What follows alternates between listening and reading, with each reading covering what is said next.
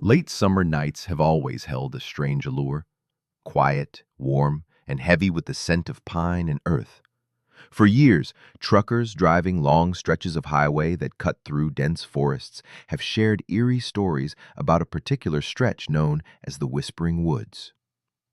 What started as isolated accounts slowly grew into a web of terrifying experiences that no one who's traveled those roads can ignore. The Whispering Woods isn't marked on any map as anything unusual. It's just a stretch of dense forest lining a narrow highway somewhere between two small towns, where trucks regularly pass through under the veil of night. But those familiar with the route warn newcomers to keep their windows shut and their radios on. The stories say the woods whisper to drivers, calling out their names, telling secrets only the night can know. One of the most widely known accounts comes from a veteran long-haul trucker named Jack. Jack had been driving the night shift for over 2 decades, traversing the country and clocking thousands of miles every month. But nothing had prepared him for the night he encountered the Whispering Woods. On a humid July evening, Jack was hauling a full load of electronics across the region. The sky was clear and the highway was almost deserted. As he approached the wooded stretch, a sudden chill swept over the cab. His radio, which had been playing soft country tunes, suddenly crackled, then went dead. At first, Jack thought it was a simple glitch. He tried to tune back in, but the static only grew louder, accompanied by faint murmurs, almost like voices whispering in the background. Jack's grip tightened on the steering wheel as he glanced at the dark trees lining both sides of the road. That's when he heard it, his name, spoken softly but unmistakably, carried on the wind. Jack, Jack. The voice seemed to come from all directions, weaving through the trees, wrapping around the truck. Jack's heart pounded. He shook his head, trying to clear the growing unease. Suddenly, the truck's headlights illuminated a figure standing just at the edge of the woods, barely visible in the moonlight. The figure was motionless, but Jack could feel its eyes locked onto him. He slammed his foot on the accelerator, determined to get out of there. But the road seemed to stretch endlessly, the trees closing in as if trying to trap him. The whispers grew louder, overlapping into a chilling chorus of voices, each one calling his name and murmuring things he couldn't quite understand, warnings, pleas, threats. Jack's mind raced as he fought the urge to panic. He remembered the advice from other truckers. Keep moving, don't look back, don't stop. His hands were sweaty and his breath shallow, but he kept his eyes forward. Finally, after what felt like an eternity, the trees thinned and the road opened into a small clearing. The whispers faded, replaced by the sound of his own ragged breathing and the hum of the engine. Jack didn't slow down until he reached the next town, where the streetlights and people made the darkness feel miles away. He never spoke about that night for years, fearing it might sound like madness. But others shared similar tales. Voices from the woods, phantom figures, strange malfunctions in their trucks, only while passing through that stretch. Some say the Whispering Woods are haunted by those who lost their lives on the highway, ghosts trapped between worlds, desperate to be heard.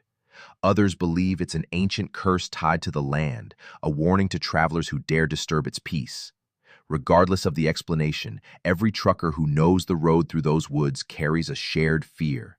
The Whispering Woods don't just whisper names. They echo the deepest fears of anyone who dares to drive through on a summer night. And for Jack, the memory of those whispers remains as clear and chilling as the night he first heard them. In the heart of the Midwest, along a seemingly endless highway, there lies a rest stop that many truckers swear shouldn't exist, or at least not in the form they experienced. Over the years, countless long-haul drivers have shared unsettling stories about a night when they stopped at this rest area, only to find it completely vanished by dawn. One such account comes from a seasoned trucker named Mike, who had been on the road for over 15 years. Mike was known among his peers for his level-headedness and no-nonsense approach to the eerie tales that circulated among truck drivers. However, even he couldn't dismiss what happened on one chilly August night. Mike was driving late into the night after a long day on the road, his rig loaded with fresh produce destined for a distant market. Exhausted, he decided to pull into the familiar rest stop just off the highway. The place was usually bustling with other truckers, the hum of idling engines and quiet conversations offering a small comfort in the lonely expanse of the highway. But that night, as Mike pulled into the parking lot, the place was eerily empty. No other trucks, no glowing neon signs from the diner, no distant voices, just an unsettling silence. Shrugging it off as a slow night, Mike parked, stepped out, and stretched his legs. He wandered toward the diner, hoping for a cup of coffee to shake off his fatigue. But as he reached the building, the structure seemed faded, almost translucent under the dim moonlight. The windows were dark, and the door, which was usually welcoming and creaked open easily, now appeared locked tight with no sign of activity inside. Puzzled, Mike returned to his truck, still feeling the heavy silence pressing around him. Deciding to rest for a few hours before continuing, he set his alarm and tried to sleep. Hours later, when Mike awoke at dawn, he found himself back on the highway, not near the rest stop, but miles past it, with no memory of driving there. His GPS showed no sign of the rest area on the map, and the small town that should have been nearby was nowhere to be seen. Mike's radio, which had been silent all night, suddenly crackled to life with faint static and a whispered warning, "Don't stop here." When he finally reached the next town, the summer camp had always been a rite of passage for the group of friends. Every year, a handful of high school seniors would escape the city's chaos and gather deep in the woods by the lake, ready for nights filled with laughter, music, and reckless fun. This year was no different, or so they thought. Among them were Sarah, Mike, Emily, Josh, and a few others. The group had been inseparable since middle school, sharing secrets and dreams under the starry skies. That first night, they set up tents, lit a bonfire, and passed around a bottle of cheap whiskey. The air was thick with excitement and the sweet scent of pine. But something felt off. There was a strange silence lurking just beyond the crackling fire, a heaviness in the air that no one dared mention.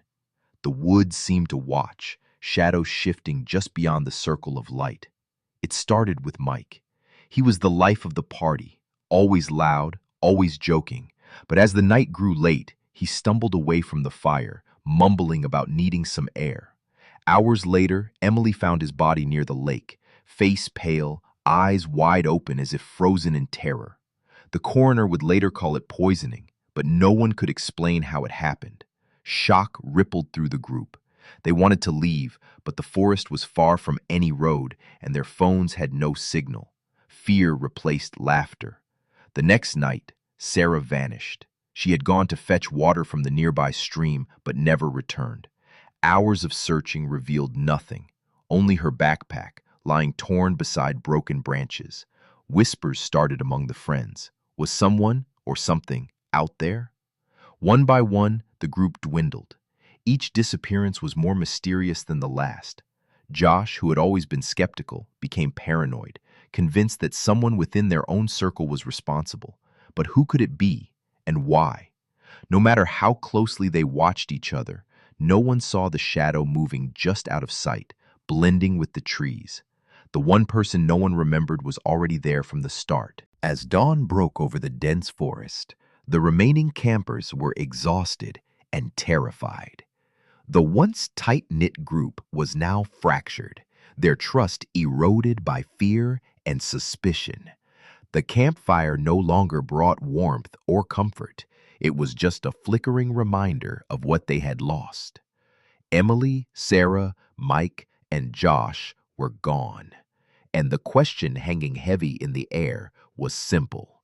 Who would be next? Rachel, the last to join the group that year, had always been quiet, keeping to herself at the edge of the camp. No one really noticed her much. She wasn't part of the inner circle, and her reserved nature made her almost invisible.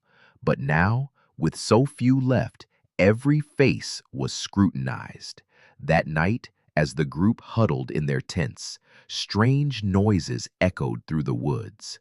Low whispers, footsteps crunching on dead leaves, and an eerie silence between bursts of movement. Fear gnawed at their nerves. Suddenly, a blood-curdling scream tore through the night. It came from the direction of the outhouse near the edge of the camp. Sarah's older brother, Mark, who had come along for the weekend, rushed to the sound, only to find the outhouse door swinging open, with no one inside. But on the ground lay a small, blood-stained scarf. It was Rachel's. Panic set in. Everyone scrambled to their vehicles, desperate to escape the nightmare unfolding around them. But their phones were dead, the cars refused to start, and the dense forest seemed to close in tighter than ever. As they prepared to barricade themselves inside the main lodge, they realized something horrifying. The killer had been with them all along, unseen, silent, and deadly. Tension in the cabin was unbearable. Every shadow seemed alive, every creak a threat. The remaining campers, now only 4, stood together, eyes darting nervously, trying to figure out who among them could be the silent predator. Rachel's scarf was the first undeniable sign that the danger was closer than they thought. No one could leave, their phones had no signal, and the cars refused to start. The killer was playing with them, controlling their every move. Minutes dragged into hours. The silence was broken only by whispered accusations and the occasional sob from the terrified teens. But then Josh, usually the bravest, noticed something odd. Small traces of mud and blood on Mike's shoes, despite him insisting he hadn't left the cabin.